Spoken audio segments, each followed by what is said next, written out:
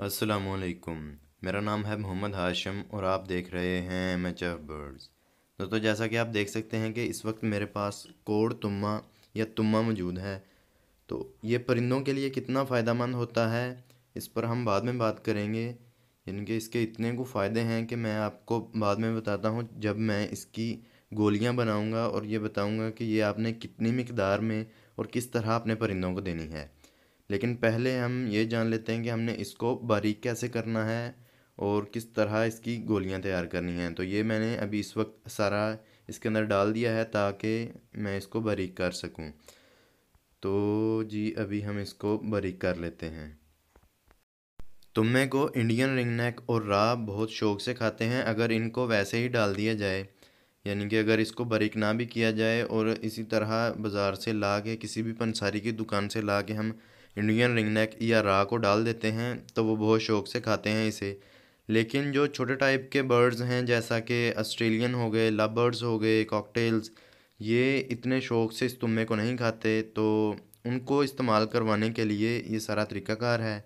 जैसा कि आप देख सकते हैं कि अभी ये काफ़ी हद तक थोड़ा सा मोटा मोटा है, लेकिन अभी इसको मज़ीद बारीक करेंगे। उसके बाद इसके अंदर एक और चीज़ ऐड करने के बाद इसकी गोलियां बनाएंगे और मैं आपको बताऊंगा कि किस तरह से और कितनी मिकदार में आपने अपने पैरट्स को, अपने बर्ड्स को, कह लें कि कबूतरों को या मुर्गी वगैरह को आपने किस तरह इस्तेमाल करवाना है। तो मैं तो फ़िलहाल इसे यानी पैरट्स को ही इस्तेमाल करवाऊँगा। तो जैसा कि आप देख सकते हैं कि अभी ये काफ़ी हद तक बारीक हो गया है, लेकिन अभी हम इसे और यानी कि छानेंगे। जो मैदा छानने वाली जो होती है, छाननी जिसे बोलते हैं, उसके अंदर से जैसा कि आप देख सकते हैं कि ये मैंने इसके अंदर डाल दिया और अच्छी तरह से इसको साफ़ करने के बाद हम इसे छानते हैं और जो पाउडर बन गया है उसकी हम गोलियां या मजून तैयार करेंगे और वो अपने पैरट्स को देंगे।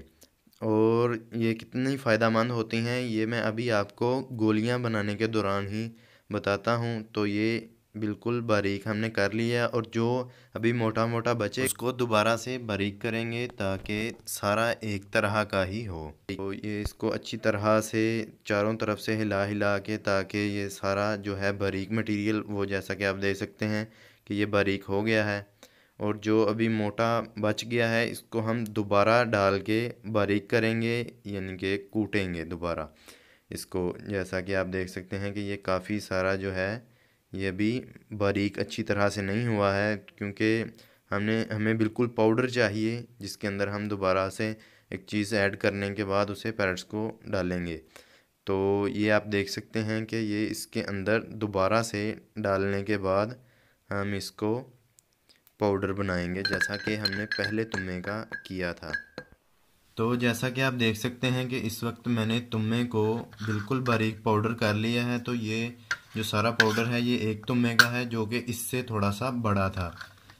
तो ये बिल्कुल पाउडर बन गया है। तो हम इसकी गोलियां बाद में बनाते हैं। तो पहले मैं बता देता हूँ कि इसके फ़ायदे कितने हैं।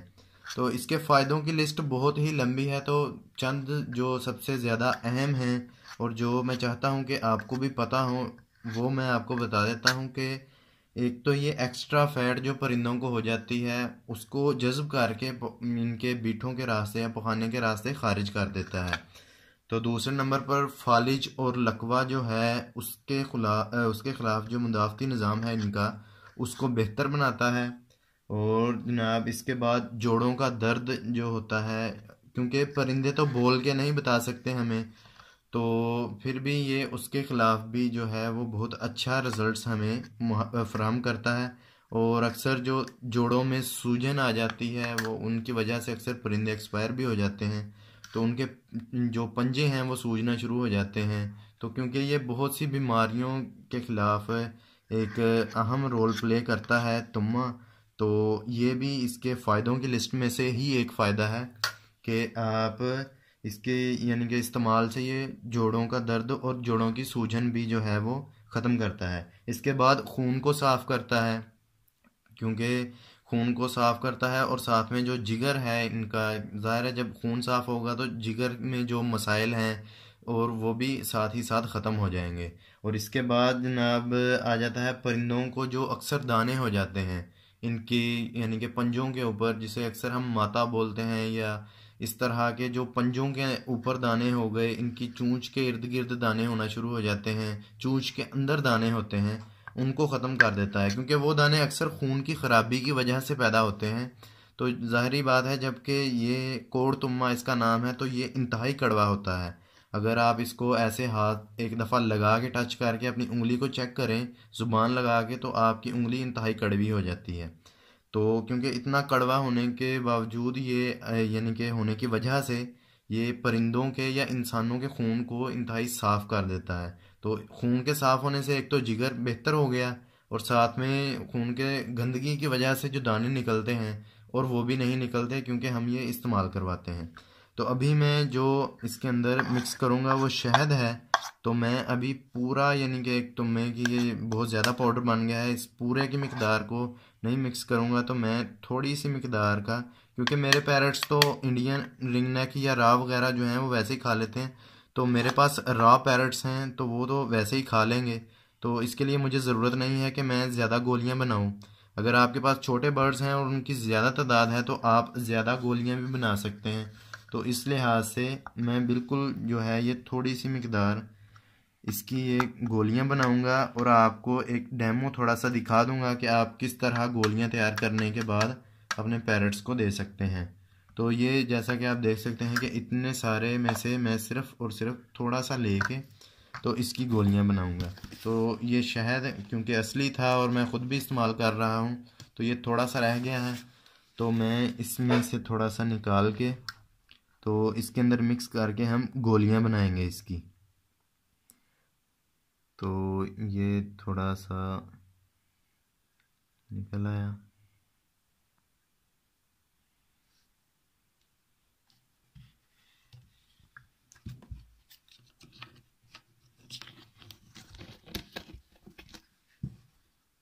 تو یہ اس کو اچھی طرح سے اس میں کرنے کے بعد ہم، اگر مجھے لگ رہا ہے کہ یہ کم ہے شہد تو ہم اس کے اندر اور شہد مکس کر لیں گے۔ تو وہ آپ نے ایڈجسٹ کر لینا ہے کہ جس حساب سے آپ کا پاؤڈر ہو اس لحاظ سے شہد مکس کر لینا ہے، تاکہ وہ زیادہ بھی نہ ہو اور کم بھی نہ ہو، یعنی کہ اس کی گولیاں آسانی سے بن سکیں۔ تو ایک جو پرندے کی، ایک طوطے کی جو مقدار ہے، یعنی کہ جس مقدار میں آپ نے استعمال کروانا ہے، وہ میکسیمم ایک مسر کا دانہ ہے، یعنی کہ میکسیمم مقدار جو ایک بڑے پرندے کو دی جاتی ہے، یعنی کہ بڑے سے مراد را ہو گئے یا اس سے اوپر، کیونکہ یہ بڑے سائز کے پرندے ہیں تو اکثر یہی رکھے جاتے ہیں، اور را، انڈین رنگ نیک، اور اس کے بعد یہ جو ہیں افریقن گرے، ایمیزون، اور یہ سارے پیرٹس جو بڑے ٹائپ کے ہیں، تو ان کے لیے جو مقدار ہے وہ ایک مسر کے دانے کے برابر، جو کہ تقریباً کہ اتنی ہوتی ہے، کہ آپ دیکھ سکتے ہیں کہ یہ بھی میرے خیال سے زیادہ ہے۔ تو آپ اتنی سی مقدار ایک انڈین رنگ نیک، را، یا پھر یہ جو ہے افریقن گرے، کاکاٹو، اس کے لیے ایک پرندے کی مقدار اتنی ہے، ایک طوطے کی مقدار۔